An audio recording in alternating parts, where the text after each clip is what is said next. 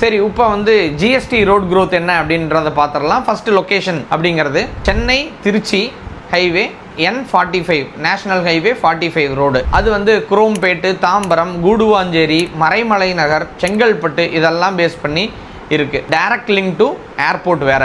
Metro extension அப்படிங்கிறது still வந்து தாம்பரம் வரை இருக்குது. சப்பர்பன் ட்ரெயின் லைன் வேற இங்கே இருக்கு. அப்படிங்கிறப்ப உங்களுக்கு டிரான்ஸ்போர்ட்டேஷன் ரொம்ப ஃப்ரீக்வெண்ட்டாகவும் அதிக யூசர் உள்ள ஏரியாவும் இருக்குது. இண்டஸ்ட்ரியல் அண்ட் கமர்ஷியல் growth சொல்லவே தேவையில்லை. இங்கே வந்து ஆல்ரெடி ஐடி பார்க்ஸ்லாம் வந்து மேஜராக இங்கே வந்து பூம் பண்ணிருக்கு. அது போக காலேஜஸாக இருக்கட்டும், ஹாஸ்பிட்டல்ஸாக இருக்கட்டும், இல்லை ஸ்கூல்ஸாக இருக்கட்டும், இங்கெல்லாம் ரொம்ப ரொம்ப அதிகம். ஏன்னா இங்கே டிமாண்டும் பீப்புளோட ஃபோக்கஸும் இங்கே அதிகமாக இருக்குது ஜிஎஸ்டி ரோட்டில்.